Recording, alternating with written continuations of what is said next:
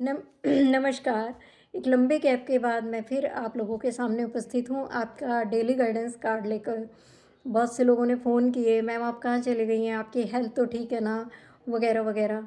तो ठीक है, मैं बिल्कुल ठीक थी, लेकिन ब्रेक हमें लेना पड़ता है जब हम बहुत लंबे टाइम तक इस तरह की सर्विसेज देते हैं ना, फ्री की।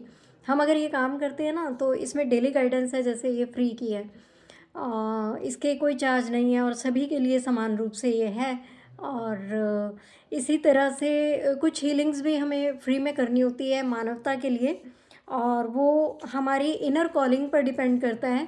हमें जिसके लिए डिवाइन परमिशन देते हैं उसके लिए हम हीलिंग करते हैं फ्री ऑफ कॉस्ट। और जहाँ पर परमिशन नहीं मिलती वहाँ पर हम पैसे लेकर भी हीलिंग नहीं करते। तो ये जो हीलिंग जॉब है इतनी आसान नहीं होती, इसमें बहुत टफ रहता है।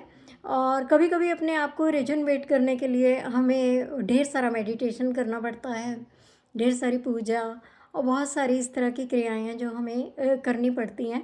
और फिर जब हम एक ब्रेक लेते हैं और दोबारा से एनर्जी गेन करते हैं, फिर हम आप लोगों के बीच में दोबारा से आ जाते हैं।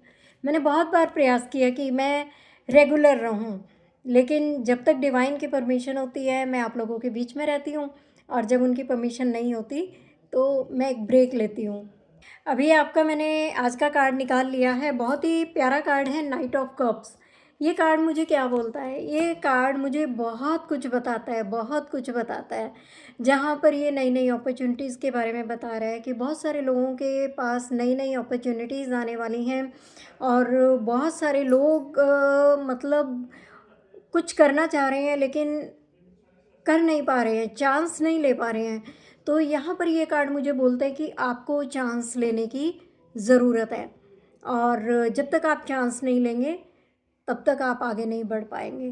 तो आप देख लीजिए कि क्या प्लान है आपका, आप आगे बढ़ने से क्यों ही चक रहे हैं, और आपको बढ़ना चाहिए या नहीं। तो मैं बोलूँगी कि डेफिनेटली आपको बढ़ना चाहिए आगे। आप आगे कदम बढ़ाएंगे तो आपको निश्चित ही सक्सेस मिलेगी। लेकिन ये कार्ड मुझे एक चीज़ और भी बताता है कि बहुत से लोग हैं जो दिमाग से काम नहीं ले रहे हैं, दिल से काम ले रहे हैं। लेकिन ये कार्ड बताता है कि यहाँ पर दिल से नहीं, दिमाग से काम लीजिए, ठीक है।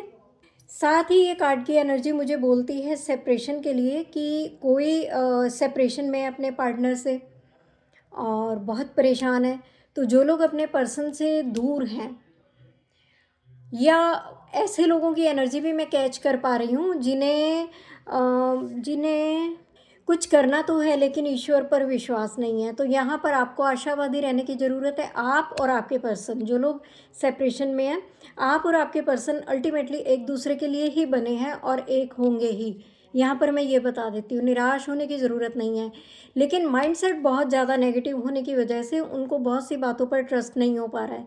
तो देखिए, अगर आप नेगेटिव रहेंगे, आप किसी ऐसी सिचुएशन में जहाँ पर रास्ता नज़र नहीं आ रहा है, तो नेगेटिव माइंडसेट के साथ आप कभी भी पॉजिटिव चीज़ों को मैनिफेस्ट नहीं कर सकते। बहुत ज़रूरी है, आप किसी भी सिचुएशन में कहीं पर भी कैसे भी आप अटके हुए हैं, आप अपने आप को पॉजिटिव रखिए। अभी और इसी वक्त से आपको पॉजिटिव होना है, तभी आप कुछ पॉजिटिव को अट्रैक्ट कर पाएंगे, अदरवाइज़ आपके लिए मुश्किल होगी। ये बात मैं पहले से कह रही हूँ। और एक बात और मैं बोलना चाहूँगी कि ये जो बेकार के रोने धोने लगा रखे हैं आपने नेगेटिव माइंडसेट करके, तो देखिए, ये बेकार के रोने धोने से भी आप निकलिए, और अपने मिजाज में ना एक खुशी लेकर आइए। हर वक्त कुछ लोग ऐसे हैं जो मैं एनर्जी फील कर पा रही हूँ कि ये नहीं हो रहा, वो नहीं हो रहा, कैसे होगा, हमारे तो ये हो गया, हमारे तो वो हो गया। तो देखिए, आप एक नेगेटिव माइंडसेट के साथ, मैं पहले भी बोल चुकी हूँ कि कुछ अट्रैक्ट नहीं कर पाएंगे। अपने मिजाज में खुशी लाइए, और देखिए, जिस दिन आपने हंसना खेलना मजाक करना शुरू कर दिया ना, जॉली नेचर अपना ली, तो आप बहुत कुछ लाइफ में गेन करेंगे, बहुत कुछ लाइफ में गेन करेंगे। सो थोड़ा सा अपने मूड में मस्ती लेकर आइए। मुझे लगता है कि बहुत दिन हुए, तुम कब हंसे तुम्हें याद ही नहीं। और देखिए, यूनिवर्स आपसे बात करने लगेगा जिस दिन से आपने हंसना शुरू कर दिया ना, और मजाक करना शुरू कर दिया, और चंचलता अपने स्वभाव में लेके आए, छेड़छाड़, मस्तियाँ, एक एक चीज़ को, एक एक मोमेंट को एंजॉय करना शुरू कर दिया। उस दिन देखना, यूनिवर्स भी तुमसे बात करेगा और बहुत सारे साइन देगा। तुम्हें आने वाले टाइम का पहले से पता लग जाएगा कि यस, मेरा टाइम चेंज होने जा रहा है और मैं ये कर सकता हूँ, ये काम मेरी फेवर में होगा ही। सो गाइस, अपनी नेचर को चेंज कीजिए और एक चांस लीजिए, आगे बढ़िए। ये गाइडेंस यहीं तक थी। अभी आपका इस गाइडेंस के बारे में कोई सवाल है तो आप मुझे कांटेक्ट कर सकते हैं। और इसी के साथ मैं आपको एक इम्पॉर्टेंट बात डिस्कस करना चाहूँगी कि उम्मीद करती हूँ कि नवरात्रि आपके बहुत अच्छे जा रहे होंगे। मैं नवरात्रि के लिए कोई गाइडेंस नहीं ला पाई, इसके लिए मुझे थोड़ा अफसोस है। लेकिन एक चीज़ जो मैंने पहले दिन नोट की वो ये थी कि जब मैं घर पर ध्वजारोहण करने के लिए ऊपर अपने घर की छत पर गई, तो देखिए बहुत से लोग ध्वजारोहण करते हैं नव वर्ष पर। चैत्र के पहले नवरात्रे ध्वजारोहण किया जाता है नए साल की खुशी में, और वो किसी देवी देवता का ही चित्र होता है ध्वजारोहण का। हनुमान जी का झंडा लगा लिया या देवी माँ का झंडा लगा लिया या जो जिसको मानते हैं उनका झंडा लगा लिया। तो जब मैं भी चैत्र की इस नवरात्रि को ध्वजारोहण करने के लिए ऊपर गई, तो मेरी नज़र आसपास के घरों पर जब पड़ी तो मैंने देखा कि वहाँ पर बहुत एक शक्त विकसित टूटे फूटे फटे हुए झंडे लहरा रहे हैं, टूटे हुए झंडे हैं, झुके पड़े हैं, गिरे पड़े हैं।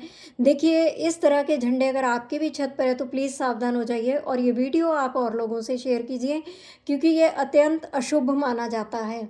सही सलामत झंडा विजय का प्रतीक होता है, पॉजिटिविटी का प्रतीक होता है, आपके घर को प्रोटेक्शन मिलती है। उस पर जो भी देवी देवता विराजमान होते हैं वो आपके घर की प्रोटेक्शन करते हैं और 100% करते हैं। ये बात मैं बिल्कुल भी गलत नहीं कह रही हूँ।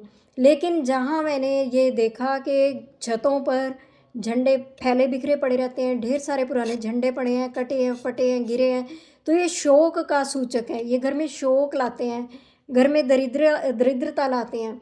तो देखिए, ध्वजारोहण साल में 2 बार ज़रूर कीजिए अगर आप करते हैं, लेकिन पुराने झंडे को भी आप उसकी उचित व्यवस्था कीजिए, तभी आप नया झंडा लगाइए।